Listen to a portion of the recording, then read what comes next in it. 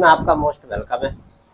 आज जो हमारी संविधान की जो सीरीज चल रही थी उसको हम आज यहाँ पर फिर से कंटिन्यू करने वाले, क्योंकि हमारा 48 हमारा कंप्लीट हो चुका था आर्टिकल।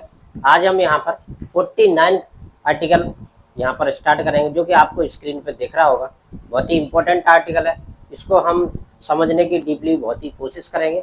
देखते हैं इसमें आर्टिकल में 49 में है क्या। चलिए लेट्स स्टार्ट करते हैं आर्टिकल नंबर 49।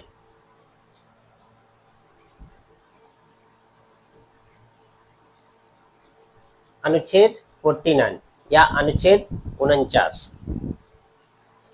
राज्य का यह दायित्व होगा, यानी कि राज्य की यह रिस्पॉन्सिबिलिटी होगी कि वह कलात्मक या ऐतिहासिक रुचि के प्रत्येक स्मारक, यहाँ पर ये हमेशा हमें ध्यान रखना है, ये क्या कह रहा है, प्रत्येक स्मारक की बात हो रही है। भारत के किसी भी राज्य में हो या यूनियन टेरिटरी में हो, किसी भी राज्य में हो या फिर यूनियन टेरिटरी में हो, प्रत्येक यानी कि हर एक स्मारक की बात हो रही है। यहाँ पर पर्टिकुलर एक की नहीं हो रही, प्रत्येक की हो रही है। या संस्थान या स्थान या वस्तु को जिसे संसद द्वारा बनाए गए कानून द्वारा, यानी कि संसद के द्वारा कोई भी कानून बनाया गया है उसके द्वारा, और भी समझने की कोशिश करते हैं, या उसके अधीन राष्ट्रीय महत्व का घोषित किया गया हो। यानी कि संसद पहले कानून बनाएगी, उसके बाद उसका राष्ट्रीय महत्व के लिए उसे घोषित करेगी। फिर आगे क्या कहता है यहाँ पर, क्षति, विरूपण या विनाश, हटाए जाने या व्ययन या निर्यात से जैसा भी मामला हो सुरक्षित रखे। यानी कि राष्ट्रीय महत्व के जो भी स्मारक है उनमें किसी भी तरह की कोई क्षति होती है या फिर उनका किसी भी तरह कोई अतिक्रमण होता है तो उसकी सुरक्षा करने की जिम्मेदारी किसकी है, राज्य की है। और राज्य ऐसा किसके अकॉर्डिंग करेगा, कानून, संसद द्वारा कानून बनाया जाएगा, उसके अकॉर्डिंग वो अपना कार्य करेगा। अब इसमें ये तो हमारी बेसिकली कॉन्स्टिट्यूशन की लैंग्वेज हो गई। आगे हम देखते हैं इसमें और क्या इंपॉर्टेंस है, इसके इम्पैक्ट क्या पड़े, इनसे रिलेटेड कौन से कानून निकल के आए, उनको भी हम थोड़ा सा समझने की कोशिश करते हैं।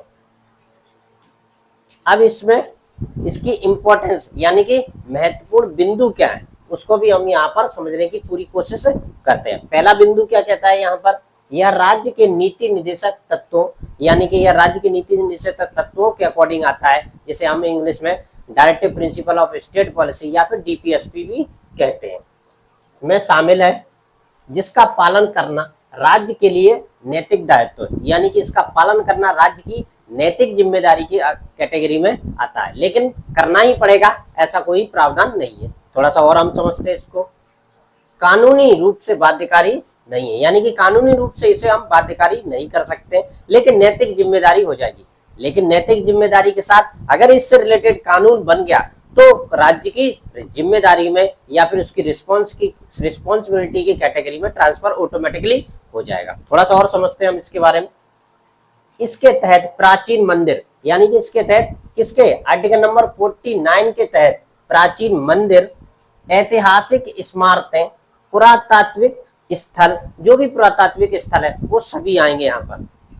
कलाकृतियां आदि शामिल है, यानी कि जो भी किसी भी शासन काल के रहे, चाहे मौर्य वंश के रहे हो, चाहे मुगल वंश के रहे हो, चाहे चंद्र वंश के, चाहे लोधी वंश के, कोई भी वंश की कोई भी कलात्मक ऐतिहासिक स्थल या मंदिर है या मस्जिद है, या फिर जैसे फॉर एग्जांपल अपना ताजमहल है, लाल किला है, जो भी भारत में कहीं पर भी ऐसा कोई ऐसी चीज मिलती है या पाई जाती है, उसकी जिम्मेदारी आर्टिकल नंबर 49 के अकॉर्डिंग किसकी आती है, राज्य की आती है। चलो इसको थोड़ा सा और समझते हैं हम।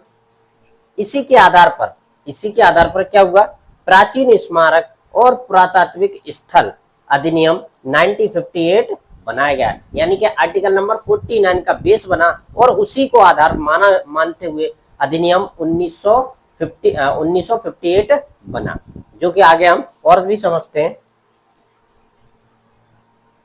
उदाहरण थोड़ी सी क्या है, इंग्लिश और हिंदी का थोड़ा सा कॉम्बिनेशन चलेगा, उसको भी थोड़ा सा आप समझने की कोशिश करें, क्योंकि कुछ ना कुछ हिंदी के कुछ वर्ड्स हैं जो कि मुझे बोलने में थोड़ी सी प्रॉब्लम आती है, इसलिए थोड़ा सा आप उसको समझने की कोशिश करें। जैसा कि ताजमहल आगरा, जो कि हमारा ताजमहल बना हुआ है, कहाँ पर, आगरा में बना हुआ है, उसके अकॉर्डिंग अनुच्छेद 49 के तहत इसकी सुरक्षा और रखरखाव और अवैध क्षति को रोका जाता है। यानी कि ताजमहल में अगर किसी भी तरह की मान ले क्षति होती है या उसका जो भी एरिया है उस पर किसी भी तरह का अतिक्रमण किया जाता है तो आर्टिकल नंबर 49 के अकॉर्डिंग इसकी सुरक्षा की जाती है। और क्या है, और भी देख लेते हैं। कोणार्क का सूर्य मंदिर जो कि कहाँ पर है, उड़ीसा में। उड़ीसा में एक कोणार्क का सूर्य मंदिर है, काफी फेमस स्थल है। उसकी भी सुरक्षा किसके, आर्टिकल नंबर 49 के अकॉर्डिंग और 1958 के कानून के अनुसार इसकी सुरक्षा की जाती है। इसका ऐतिहासिक स्थल देखभाल राज्य की जिम्मेदारी में आता है। चौथा पॉइंट हमारा क्या कहता है, नालंदा विश्वविद्यालय बिहार में है जो कि के खंडरों का संरक्षण है। यानी कि नालंदा विश्वविद्यालय बहुत ही फेमस विश्वविद्यालय है वर्ल्ड में। ये पहला एक विश्वविद्यालय था भारत में जहां से सभी लोग, पूरे वर्ल्ड के लोग यहाँ पर पढ़ने आते थे। बहुत ही फेमस था, काफी इसमें इसको काफी मतलब कहने का मतलब इसमें बहुत ही इंटेलेक्चुअल लेवल की स्टडी होती थी जो कि एट ए प्रेजेंट टाइम भोपाल ये बिहार में है। उसकी भी जो भी उसमें किसी भी तरह का कोई मान लीजिए अतिक्रमण होता है या किसी भी तरह का कुछ भी होता है तो उसकी जिम्मेदारी या उसको संभालना किसकी जिम्मेदारी है, राज्य की जिम्मेदारी की कैटेगरी में आता है। अब चौथा पॉइंट है हमारा मूर्तियों कलाकृतियों की तस्करी रोकना। यानी कि मूर्तियों और कलाकृतियां जो भी होती हैं अगर कोई भी व्यक्ति उनको भारत से बाहर बेचता है और उसके लिए क्या है, प्रतिबंध है पूरी तरह। आप भारत की जो भी कलाकृतियां या ऐतिहासिक स्थल है उसको आप बेच नहीं सकते हैं। इस पर भी पूरी तरह प्रतिबंध भारत सरकार के द्वारा अधिनियम 1958 के अकॉर्डिंग लगाया गया है। जैसे प्राचीन मूर्तियों को विदेशों में बेचने पर प्रतिबंध। यानी कि बेसिकली मैं समझा चुका हूँ कि किसी भी तरह की कोई भी कलात्मक मूर्तियां हैं उनको भारत से बाहर आप उन्हें सेल नहीं कर सकते हैं किसी भी तरह की। चलिए और थोड़ा सा और समझते हैं हम इसको। अब इसका इम्पोर्टेंस क्या है, इम्पोर्टेंस भी बहुत जरूरी रहता है क्योंकि कहीं ना कहीं अगर लॉन्ग लेवल पर क्वेश्चन बनता है तो हम उसको इनडायरेक्ट या डायरेक्ट कनेक्टेड करके उस क्वेश्चन को हम सॉल्व कर सकते हैं। इसलिए मैं प्रत्येक आर्टिकल में कहीं ना कहीं उसका इम्पैक्ट है और कहीं ना कहीं इंपॉर्टेंस है, इन सभी को कनेक्ट करके मैं बनाता रहता हूँ। इंपॉर्टेंस इसका क्या है, सांस्कृतिक विरासत की सुरक्षा। यानी कि भारत की जो भी सांस्कृतिक विरासत है उसकी कहीं ना कहीं सुरक्षा करना, उसको ऐतिहासिक जो भी धरोहर है उसको सजोए रखना और उसका दुनिया के सामने उसको प्रेजेंट करना है, जिससे क्या एक भारत की क्या एक पॉजिटिव इमेज कहीं ना कहीं बन के सामने आती है। और देख ले, भारत की समृद्धि इतिहास और कला को बचाना। यानी कि भारत की जो भी समृद्धि और कला है उसको कहीं ना कहीं सुरक्षित करना और उसको बचाना का भी इसका उद्देश्य है। दूसरा है इसका पॉइंट, पर्यटन को बढ़ावा। संरक्षित स्थल पर्यटनों को आकर्षित करते हैं जैसे हम्पी और खजुराहो। यानी जब हमारे देश में कलात्मक बहुत सारी मूर्तियां होंगी, ऐतिहासिक स्थल होंगे तो कहीं ना कहीं ये पर्यटन को बढ़ावा देने की कैटेगरी में आता है। बहुत सारे लोग होंगे जो बाहर से विदेशों से आएंगे, यहाँ पर देखेंगे और उन्हें आकर्षण बढ़ेगा, जिससे क्या हमारे देश की इकोनॉमिक कंडीशन में भी सुधार आएगा क्योंकि कहीं ना कहीं उनसे हमें क्या है मुद्रा के रूप में पेमेंट मिलेगा, जिससे क्या हमारा राजकोषीय घाटा भी वो बढ़ता चला जाएगा और उसमें इंक्रीमेंट लगता चला जाएगा, जिससे क्या है हमारी समृद्धि भी होगी। जैसे कि हमारे खजुराहो के मंदिर है वो भी काफी फेमस है, वहां पर भी विदेशी पर्यटक आते रहते हैं। ये हमारा तीसरा है कानूनी आधार। इसी के तहत प्राचीन स्मारकों और पुरातात्विक स्थल अधिनियम 1958 बनाया। यानी कि इसी के तहत आर्टिकल नंबर 49 के तहत अधिनियम जो क्या है 1958 बनाया गया है, जिससे जितने भी ऐतिहासिक स्मारक स्थल है उनकी कहीं ना कहीं सुरक्षा की जाती है। और चौथा नंबर पॉइंट है हमारा अंतर्राष्ट्रीय प्रतिबद्धता। यूनेस्को की विश्व धरोहर स्थल जैसे एलोरा की गुफाएं और संरक्षित करना। अंतर्राष्ट्रीय जो भी हमारा यूनेस्को बना है उससे क्या होता है, जो भी यूनेस्को स्थल जैसे कि हमारा ताजमहल है, लाल किला है और भी बहुत सारे स्थल है जो कि यूनेस्को द्वारा राष्ट्रीय अंतर्राष्ट्रीय विश्व धरोहर की स्थली में शामिल कर दिया गया है, जिससे क्या हमें बहुत सारा बेनिफिट मिलता है और कहीं ना कहीं हम उसकी सुरक्षा भी कर पाते हैं। चलिए और थोड़ा सा हम इसको समझ लेते हैं।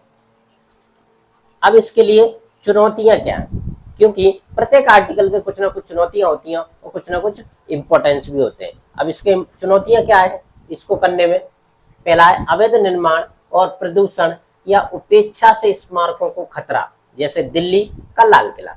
अब इससे क्या हो रहा है, जैसे जैसे इन्वायरमेंटल चेंज हो रहा है जिसकी वजह से क्या है, जो भी हमारे ऐतिहासिक स्थल है उनका उनमें कहीं ना कहीं उनमें परिवर्तन आ रहा है, धीरे धीरे उनकी चमक कम हो रही है, उनका जो भी स्ट्रक्चर है उसमें कहीं ना धुंधलापन आ रहा है। जैसे कि फॉर एग्जाम्पल प्रदूषण की वजह से, अवैध निर्माण की वजह से भी, अवैध निर्माण की वजह से जैसे कि कुछ लोग है ना उनके पास ही जाके घर बना लेते हैं, जिससे क्या वो धीरे धीरे उसकी जो अवैध अतिक्रमण कर लेते हैं, जिसकी वजह से वो कहीं ना कहीं खतरे की कैटेगरी में धीरे धीरे शामिल होता चला जा रहा है। जिसकी वजह, जैसे यहाँ पर लाल किला बताया, उसमें भी कहीं ना कहीं चमक में कमी गई है। आप जाके दिल्ली में एक बार चेक कर सकते हैं कि जो भी लाल किला है, जो वो जो ओल्ड टाइम पे था वो और आज के डेट में कहीं ना कहीं उनकी फीकी नजर हो गई है, और उसका कुछ ना कुछ कलर धीरे धीरे क्या हो रहा है, चेंज होता चला जा रहा है। दूसरा पॉइंट है धन की कमी या जागरूकता की कमी। अब इसकी वजह से क्या हो रहा है, धन की कमी आ रही है, जो कि राज्य क्या कर रहा है, धन की कमी कर रहा है, जिसकी वजह से क्या होता है, लोगों के प्रति और जागरूकता की भी कमी आ रही है। जागरूकता की कमी की वजह से क्या होता है, लोग जो उनके ऐतिहासिक धरोहर स्थल है उन पर अतिक्रमण कर रहे हैं, जिसकी वजह से क्या है, वो जो जगह है वो सीमित होती चली जा रही है, और धीरे धीरे कहीं ना कहीं वो अवैध या फिर खत्म होने की कगार पर ट्रांसफर होती चली जा रही है, जिससे क्या है, हमारे जो ऐतिहासिक स्थल है वो खत्म होने की कगार पर धीरे धीरे आ रहा है। यानी कि ये सभी क्या है, ये चुनौतियों की कैटेगरी में आ रहा है।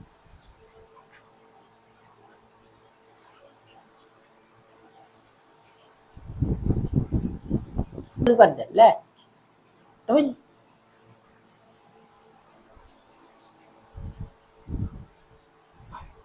अब आर्टिकल नंबर 49 से संबंधित कानून, यानी कि अनुच्छेद 49 यानी कि 49 से रिलेटेड अब कानून क्या बने, इसको भी हम थोड़ा सा यहाँ पर समझने की पूरी तरह कोशिश करते हैं। प्राचीन स्मारक एवं पुरातात्विक स्थल अवशेष अधिनियम 1958, यानी कि इस आर्टिकल नंबर 49 से हमारा कौन सा अनुच्छेद, आर्टिकल नंबर 49 से हमारा कौन सा लॉ निकल के आया, 1958 निकल के आया। उसके क्या प्रावधान रखे गए, इसको भी हम थोड़ा सा समझ लेते हैं। क्या प्रावधान है, राष्ट्रीय महत्व के स्मारकों की सुरक्षा, यानी कि 1958 के अकॉर्डिंग क्या होगा, राष्ट्रीय स्मारक के जो भी स्थल है उनकी सुरक्षा करना।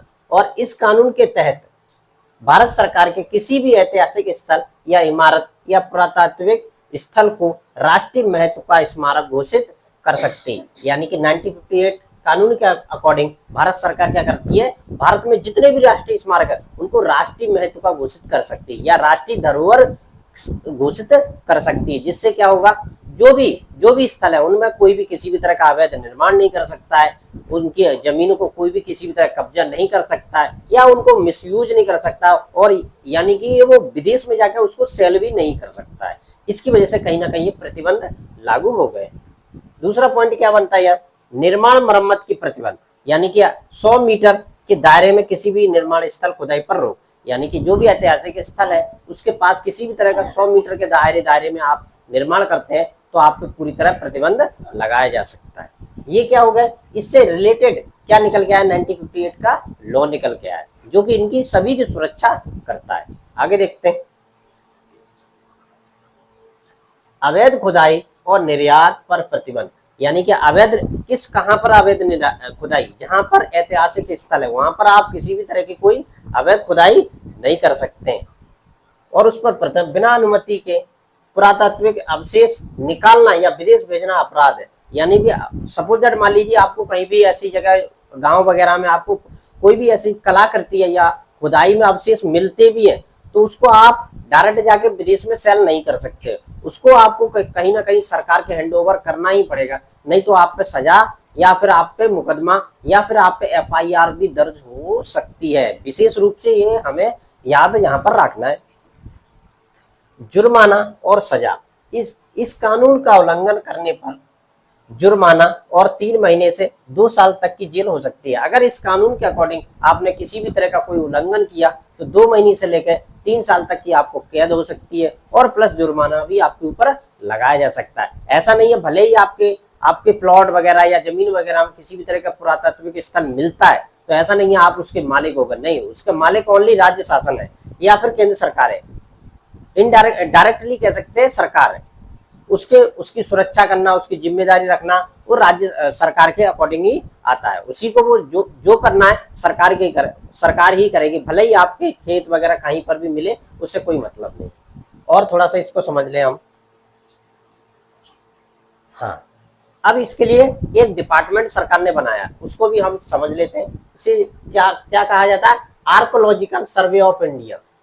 यह संस्था प्राचीन स्मारक अधिनियम 1958 के तहत काम करती है और देश भर के 3650 प्लस स्मारकों की देखभाल करती है। यानी कि आर्कोलॉजी सर्वे ऑफ इंडिया करती है, क्या काम करती है? देश भर में 3650 से ज्यादा भी ऐतिहासिक स्थल है, उनकी देखभाल करना, उनको सुरक्षित करना, ऐसा इसी के अकॉर्डिंग जो भी कार्य है वो किए जाते हैं। ऐसा आपको कहीं ना कहीं अखबार या न्यूज़पेपर में देखने को भी मिलता है। आर्कोलॉजी ऑफ इंडिया ने कहा यहाँ पर अवशेषों को देखभाल की, या पर उनकी पर्टिकुलर क्या जानकारी निकाली है, किस शासनकाल के हैं, ये सभी जानकारी आर्कोलॉजी ऑफ इंडिया निकालता है। उसके कर्तव्य क्या है? नए पुरातात्विक शोध करना, यानी कि इसकी पहली जिम्मेदारी क्या बन जाती है? जो भी मान लीजिए कहीं पर भी मिल रहा है उससे संबंधित शोध करना, यानी कि ये किस टाइम के और किस राजा के द्वारा चलाए गए या किस राजा के द्वारा बनवाए गए, ये सभी शोध करना आर्कोलॉजी सर्वे ऑफ इंडिया का काम में आता है। इसमें पीएचडी भी होती है जो कि हिस्ट्री के अकॉर्डिंग आती है, हिस्ट्री सब्जेक्ट है, उसी की एक ब्रांच है आर्कोलॉजी सर्वे ऑफ इंडिया, उसी में अकॉर्डिंग भी ये काम होता है। थोड़ा सा और समझ लेते हैं। अब लास्ट में हमारा आता है निष्कर्ष, बहुत ही इंपॉर्टेंट है, क्योंकि निष्कर्ष से ही हमें पूरे आर्टिकल का जो भी इंपॉर्टेंस है, उसमें जो भी कमियां हैं, उसमें वो कहना क्या चाहता है बेसिकली, उसी में सब निकल के सामने आ जाता है। लास्ट में हम निष्कर्ष को भी कंप्लीट करेंगे और हमारा आर्टिकल नंबर 49 फिनिश हो जाएगा। निष्कर्ष हमारा क्या कहता है? अनुच्छेद 49 को लागू करने के लिए भारत सरकार ने कड़े कानून बनाए, यानी कि अनुच्छेद 49 लागू करने के लिए भारत सरकार ने उससे रिलेटेड बहुत सारे कड़े कानून बनाए। और क्या है? यदि कोई व्यक्ति या संस्था इन नियमों का उल्लंघन करती है तो उसे जुर्माना और जेल की सजा हो सकती है। यानी कि कोई भी ऐसी संस्था या इंडिविजुअल व्यक्ति इन कानूनों का उल्लंघन करता है तो उसे क्या हो सकती है? सजा भी हो सकती है, इंक्लूड क्या उन पर जुर्माना भी लगाया जा सकता है। और इन कानूनों का उद्देश्य भारत की सांस्कृतिक धरोहर को सुरक्षित रखना, यानी कि इस कानून का बेसिकली क्या उद्देश्य है? भारत की जो ऐतिहासिक धरोहर स्थल है उसको कहीं ना कहीं सुरक्षित रखने का काम यह करता है। और I hope you article number 49 आपको समझ में आया होगा, और इसी से जुड़े हुए और भी आर्टिकल नंबर 50 है, 51 है, ऐसे ही आपको आर्टिकल नंबर जितने भी हैं आपको कंटिन्यू मिलते रहेंगे। समक्ष अकेडमी को आप लाइक करें, शेयर करें ना, सब्सक्राइब करें।